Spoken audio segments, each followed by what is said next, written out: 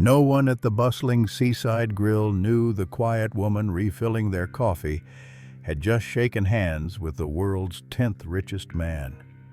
They certainly didn't know she'd walked out with a blank check, all to save a species everyone else had written off. This isn't just a story. It's a testament to how a single tip left both on a diner table and for a struggling planet can absolutely change everything. Just 36 hours ago, the scientific community, those dedicated biologists, were fairly certain the dusk-flying shearwater mastiff bat was extinct, gone, forever. But tonight, well, tonight, two of them are not only alive, but comfortably flapping inside a state-of-the-art climate-controlled aviary. Why? Because a waitress against all odds simply refused to accept "gone forever" as an answer. Mara Lopez, that's her name. And she worked the sunrise shift at the Seaside Grill in Port Pettit, Florida. It was a grind, you know. Tips were often thinner than her patience on a double-shift toast seemed to burn with an alarming frequency, and honestly, the only wildlife she expected to see were the brazen gulls swooping down to snatch forgotten leftovers off abandoned plates. But Mara was different. Every single payday, without fail, she'd send half her meager wages straight to the local wildlife rehab center. As she memorized complicated diner orders, her mind would often drift, worrying about things like finding enough tiny syringes for orphaned raccoons or the cost of specialized formula for injured birds. Her regulars, they'd affectionately call her the animal girl. It was half teasing, sure, but definitely half admiring, too.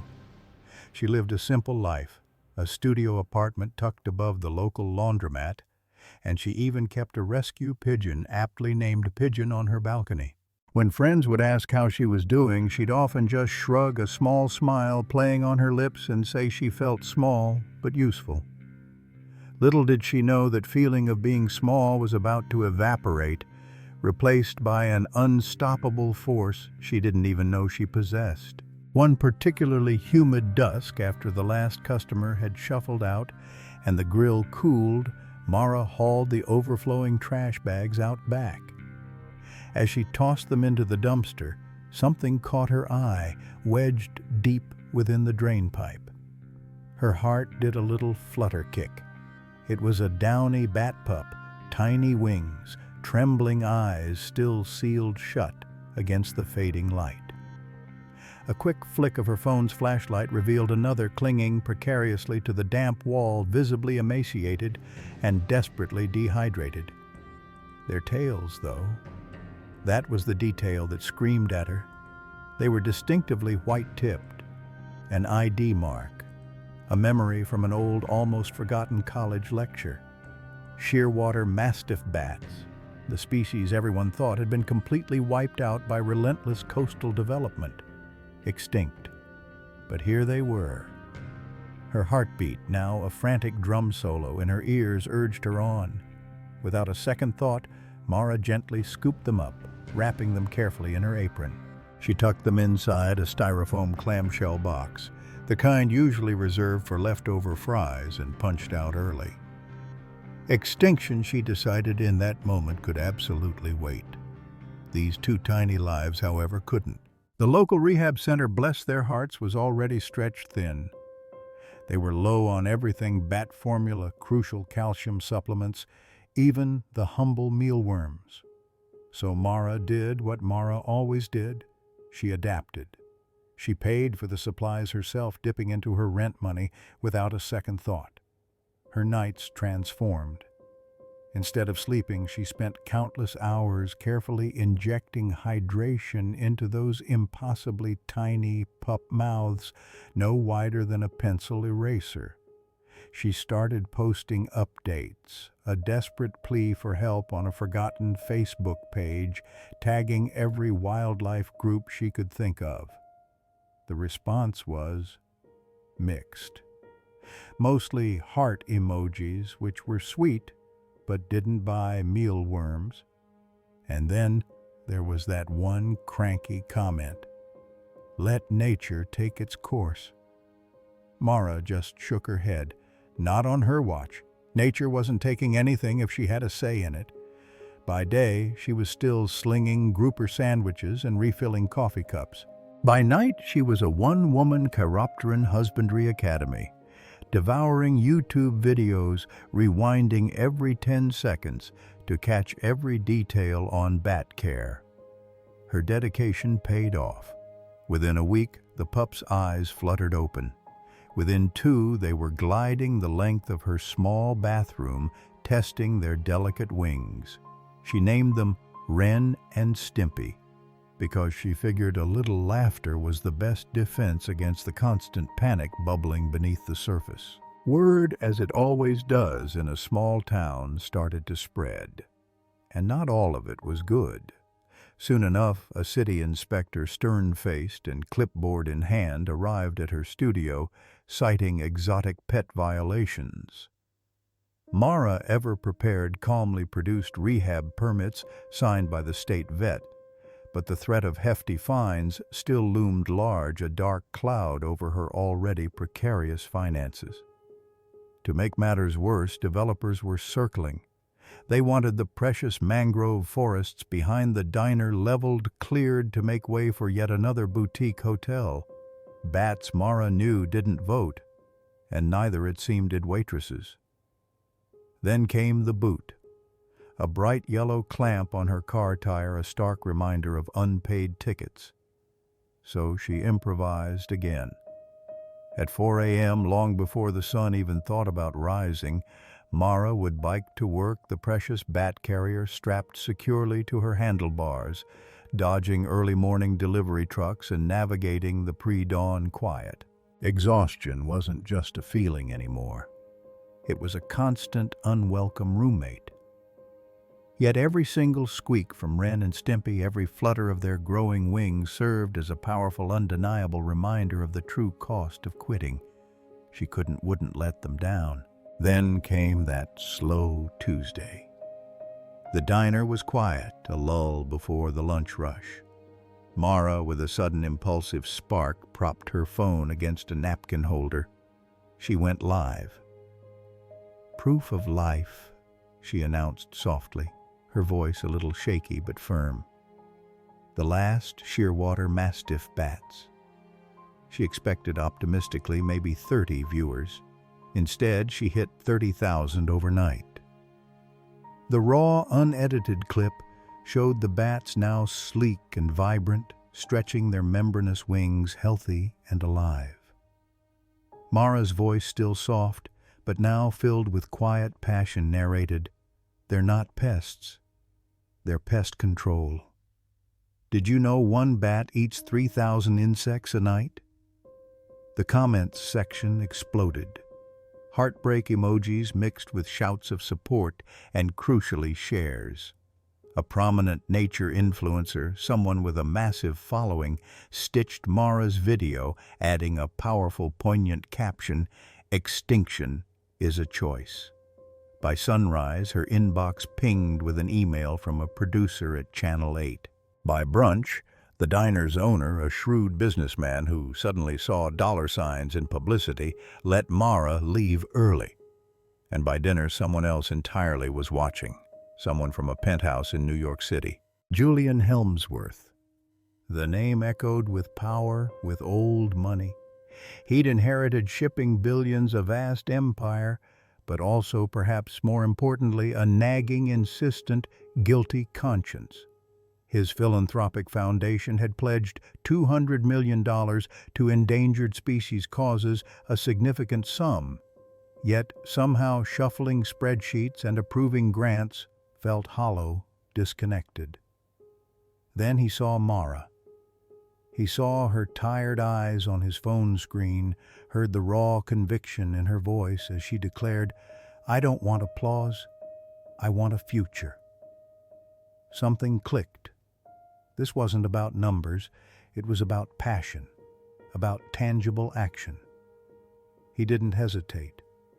He dispatched his private pilot to file a flight plan for Port Petit, deliberately telling no press, no publicists. He wanted to see for himself. The very next evening, Mara was mindlessly sweeping stray popcorn shrimp crumbs from beneath a booth when a tall, unassuming man in a plain t-shirt approached her. He asked for whatever she recommends. She, ever the professional, brought him a slice of the diner's famous key lime pie and refilled his coffee 3 times, never suspecting a thing. When he finally left, he didn't just leave a generous $100 tip. He left a simple business card. It read, "Let's talk about bats." J.H. Mara almost tossed it, convinced it was just some elaborate prank. But curiosity, that powerful human drive, won out. They met on the pier at dawn, the air still cool and salty. Seagulls squawked their morning greetings and waves slapped rhythmically against the wooden pylons. Julian, a man of action, skipped the pleasantries entirely. "How much do you need?" he asked, his voice direct and devoid of pretense, to build a proper sanctuary. Mara's knees quite literally wobbled. Her mind, usually so sharp, raced. She blurted out calculations, a rapid-fire stream of numbers: land acquisition, specialized flight cages, essential veterinary equipment, staff salaries. It all added up quickly to around $4.2 million. Julian simply nodded, as if she just quoted him the price of a cab fare. "I'll wire 5, he stated, his gaze unwavering. "You run it." Her immediate reaction wasn't joy, not at first. It was a sudden paralyzing terror. The sheer weight of responsibility, the fear of being a fraud, of not being enough. Julian, perceptive as he was, saw it flicker across her face. "Mara," he said, his voice softer now, "you've already done the impossible. My money simply removes the word can't from your vocabulary." He asked for only one condition: total transparency. Public live streams, open data, complete accountability. Mara, before her doubts could even begin to talk her out of it, agreed. It was a handshake that would change the future of an entire species. The transformation was dizzying. Within a week, the bulldozers that had been poised to level the mangroves stood frozen idle. Helmsworth Funds had mobilized an army of lawyers filing habitat protection injunctions faster than anyone could react. Then came the scientists. Wildlife biologists renowned in their fields flew in from Panama, Kenya. Melbourne, lured by the almost mythical promise of working on a Lazarus species, one brought back from the brink. A construction crew equally adept broke ground on a sprawling 3-acre sanctuary, complete with a magnificent circular flight tent, its ceiling soaring high enough for bats to reach their natural cruising altitude. Mara, now a whirlwind of coordinated activity, traded her apron for a headset. She was orchestrating shipments of specialized mealworms, state-of-the-art ultrasound machines, and native fruit trees to re-establish the bat's natural diet and habitat. Wren and Stimpy, the original 2, moved into a quarantine aviary the size of a luxury hotel suite, their first pups already learning to echolocate amidst carefully cultivated jungle foliage. Every single night, Mara would stand outside the mesh, a quiet sentinel whispering, "You're not the last, you're the first of many." Not everyone, of course, cheered. Change, even positive change, often sparks resistance. A local councilman who'd been eagerly anticipating the juicy tax revenue from the boutique hotel publicly denounced the project as elitist rodent worship. Online, the trolls emerged from their digital caves accusing Mara of staging an elaborate money grab fueled by a billionaire's ego. One morning, a particularly nasty surprise awaited the sanctuary gate. Had been defaced, spray-painted with the ugly words, "Bats over people." Mara, unflappable, scrubbed it clean herself. As she worked, she filmed a calm, measured response for her live stream. People and bats, she explained, her voice, steady, share the same air. Protect one, protect both. The response was overwhelming. Viewers donated faster than the insults could land. Kids, inspired by her calm resolve, mailed in their piggy bank quarters. A craft brewery across the state launched a special Mastiff Hazy IPA, pledging 10% of its proceeds to the sanctuary. The councilman's poll numbers predictably dipped. It turned out the bats and Mara had voters too. 6 months later, the air was thick with anticipation. The rehab team gathered at dusk, a quiet, reverent crowd.